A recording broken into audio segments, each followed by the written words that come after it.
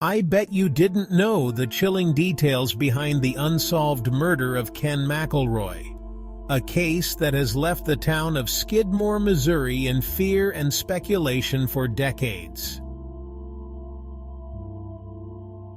Ken McElroy was known as the town bully of Skidmore, Missouri, a small farming community. For anyone unfamiliar with McElroy's story, he terrorized the town of Skidmore from the time he was a teenager in the early 1950s. McElroy was born in 1934, the 15th of 16 children born to a poor migrant tenant farming couple named Tony and Mabel McElroy, who had moved between Kansas and the Ozarks before settling outside of Skidmore. Ken McElroy dropped out of school at age 15 in the 8th grade and quickly established a local reputation as a cattle rustler, small-time thief, and womanizer.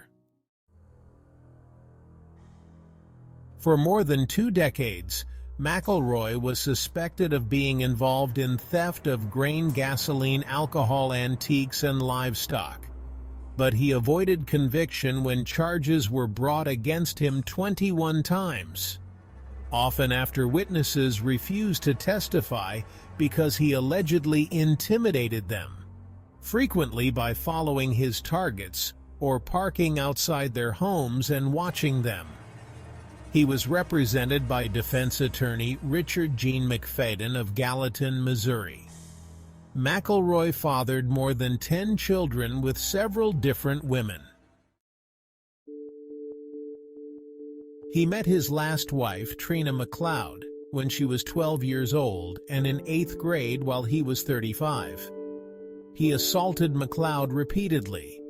McCloud's parents initially opposed the relationship, but after McElroy burned their house down and shot the family dog, they begrudgingly agreed to their marriage.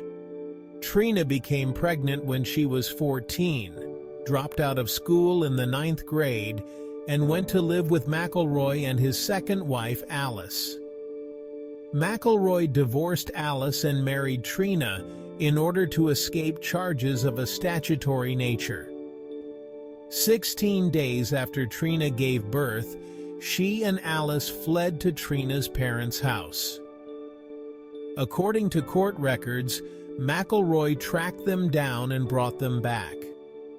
When Trena's parents were away, McElroy went to their home, where once again he burned the house down and shot the McCloud's new dog. Based on Trena's story, McElroy was indicted in June 1973 for arson, assault, and statutory assault. He was arrested, booked, arraigned, and released on $2,500 bail. Trena and her baby had been placed in foster care at a home in Maryville, Missouri. McElroy sat outside the foster home for hours at a time, staring at it.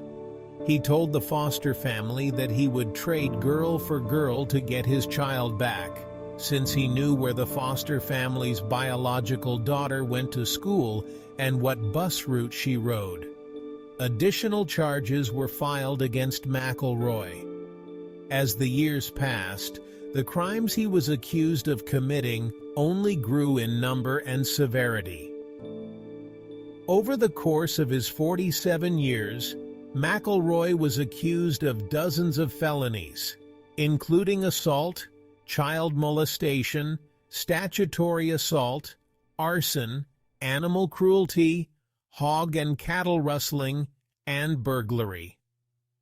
For years, he terrorized the town with threats, violence, and intimidation, but he always managed to avoid jail time through witness intimidation or hiring high-powered lawyers. His reign of terror came to a head in 1980 when he shot a local shopkeeper, Ernest Bowenkamp, during a dispute. Even though he was convicted, he managed to avoid serious jail time once again, and soon after, he returned to Skidmore, openly threatening those who testified against him. According to reports, one of McElroy's children had gotten into an argument with a clerk, Evelyn Sumi, in a local grocery store owned by 70-year-old Ernest Bowenkamp and his wife Lois, allegedly because the young McElroy child tried to steal some candy. McElroy began stalking the Bowenkamp family and eventually threatened Bowenkamp in the back of his store with a shotgun in hand.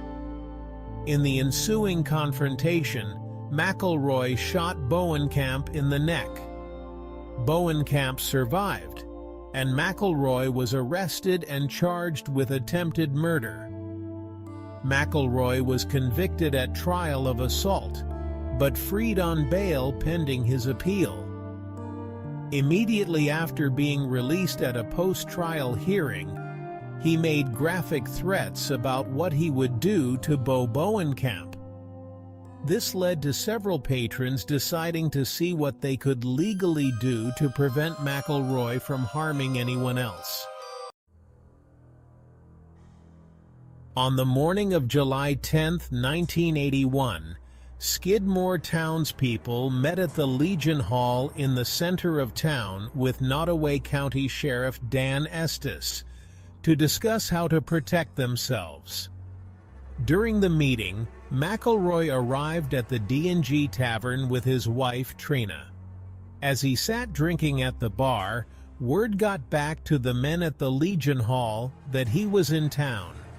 Sheriff Estes instructed the assembled group not to get into a direct confrontation with McElroy, but instead to seriously consider forming a neighborhood watch program. Estes then drove out of town in his police cruiser. The citizens at the meeting decided to go to the tavern en masse. The bar soon filled completely. After McElroy finished his drinks, he purchased a six-pack of beer, left the bar, and entered his pickup truck. In a dramatic turn, Ken McElroy was shot and unalived in broad daylight while sitting in his truck on Main Street that fateful day, surrounded by nearly 50 townspeople. Yet despite there being so many witnesses, no one admitted to seeing the shooter, and no one was ever charged for his homicide. The townspeople stayed silent, creating a true crime mystery that remains unsolved to this day.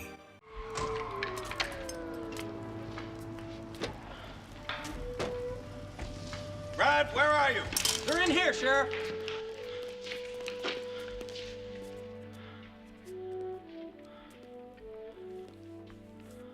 Who's gonna tell me what happened here?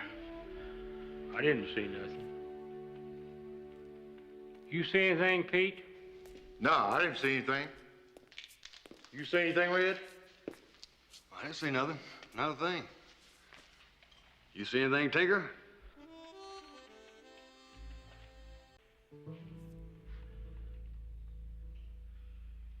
A polar bear fell on me.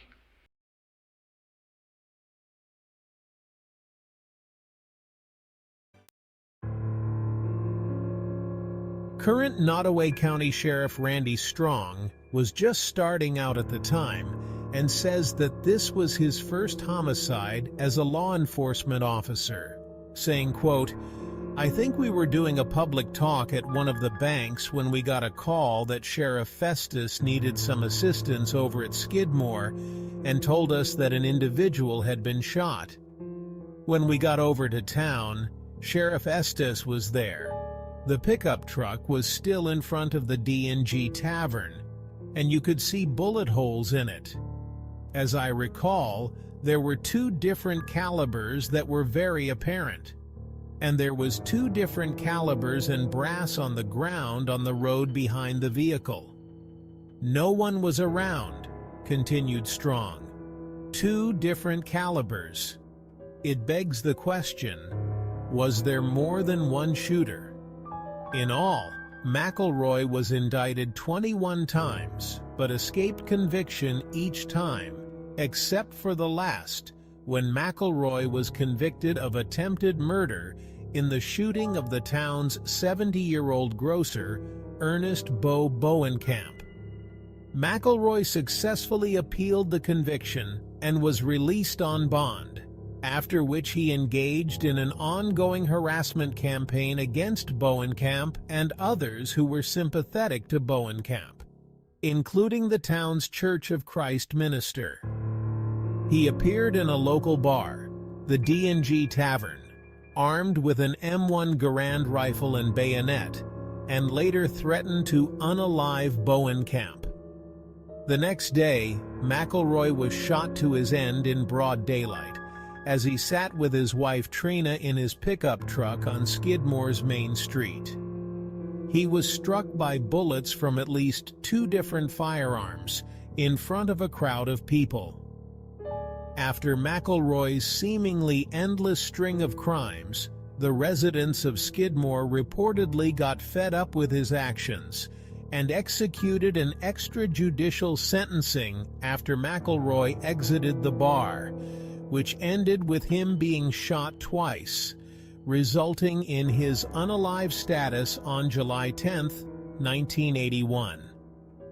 In all, there were 46 potential witnesses to the shooting, including Trena McElroy, who was in the truck with her husband when he was shot. Nobody called for an ambulance. Every witness was either unable to name an assailant or claimed not to have seen who fired the fatal shots. The DA declined to press charges, and an extensive federal investigation did not lead to any charges either. Missouri-based journalist Steve Boer described the attitude of some townspeople as he needed killing. To this day, no one has confirmed who fired the shot that ended Ken McElroy. Thank you for watching, and please don't forget to hit the like button and subscribe for more content like this.